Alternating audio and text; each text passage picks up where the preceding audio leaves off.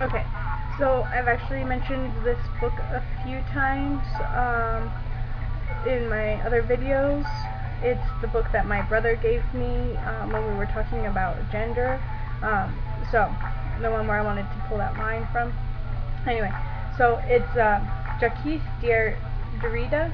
Derrida? I say Derrida, but it's probably Derrida. I have a weird way of pronouncing names. But Jacques Derrida and Elizabeth Rudinesco. That's and it's called For What Tomorrow? A Dialogue, and that's who the dialogue between is Jacques Derrida and Elizabeth Rudinesco. So the book is actually called For What Tomorrow? A Dialogue, and this one happens to be translated by Jeff Fort. This is the cover.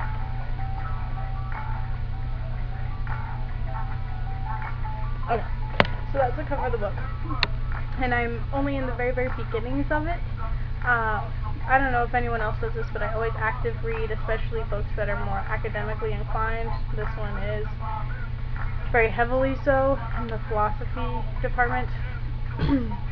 Anyways, that line that I was talking about earlier that I really, really like because I have a bad habit of doing this, is this. Okay, so he says, neither accepting everything nor erasing everything. And he's talking about like when you identify with a heritage and how you represent that heritage, that some people take it to the extreme in which they're all about this, and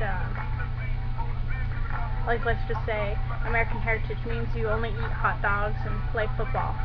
Okay, so that means if you're American, the only things you ever do are eat hot dogs and play football.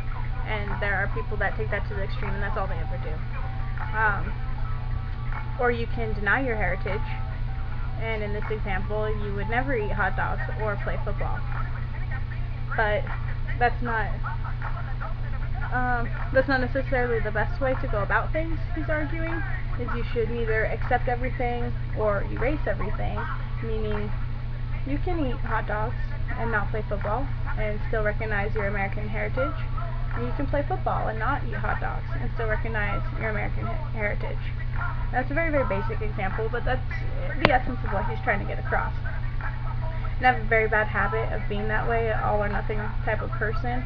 I either do something 100% or I do something 0%, and or accept things 100% or 0%. Sometimes I'll look at things and I'll pick at. I'm doing that more as I'm learning more about the world and things and stuff like that. I like this part of this and not this part of that, so I'm only going to take this part of it then. And I'm starting to do that, and I think that's what he's trying to get across in this, and that's especially something as a genderqueer I'm having to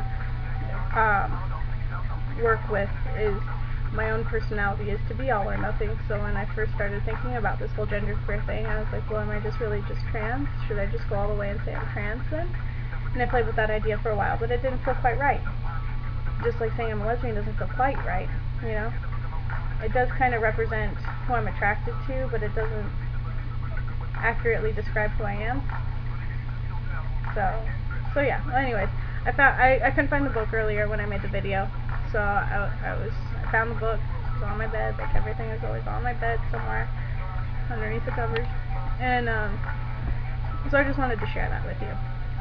Neither, here, I'll read it again. I don't remember. Bad memory. Neither accept everything nor erase everything. So, well, I guess I could read the whole line before that. That was like the essence of what I wanted to keep, so that's what I underlined. Active read pretty much all of my books.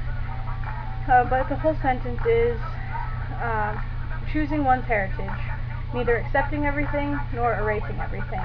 And I guess that's especially true when you are a genderqueer person, because you are choosing what you identify with and what you're gonna accept or deny.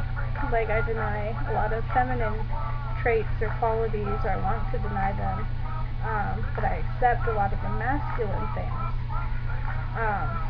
And that's my choice, to choose my heritage as a genderqueer, I guess. So that's kind of interesting.